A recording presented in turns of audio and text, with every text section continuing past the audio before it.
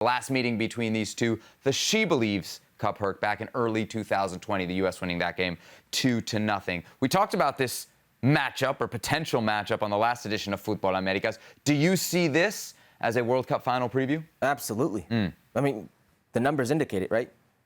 England just beat Spain, Sweden, and Germany to win the Euros. You consider the women's national team, the U.S. women's national team, to be the best team in the world.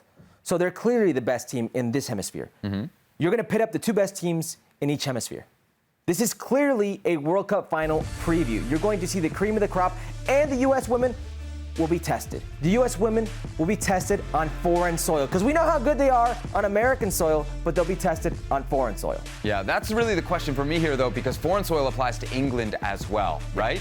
England is a team that won this tournament on home soil. What does that look like when you're not playing in front of 65,000 of your fans, when it's not Wembley that's packed? I think that's going to be a huge difference in this. I think the U.S. women, obviously, as I said last week, are the more likely of these two to reach the final in 2023.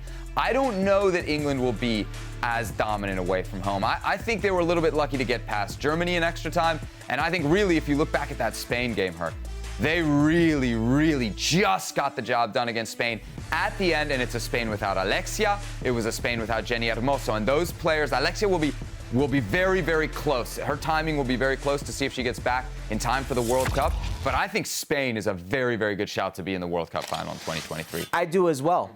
But you're telling me you have confidence the U.S. women's national team would have beat Spain, then beat Sweden, and then beat Germany?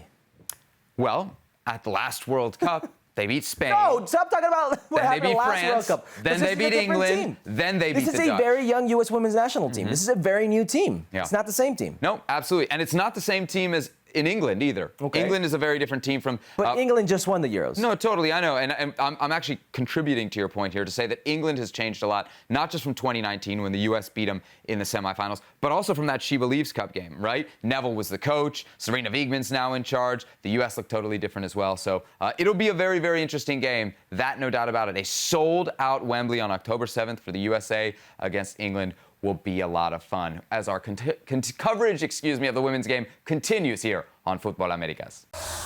Thanks so much for watching ESPN on YouTube. And for more sports highlights and analysis, be sure to download the ESPN app. And for premium content and live streaming, subscribe to ESPN+.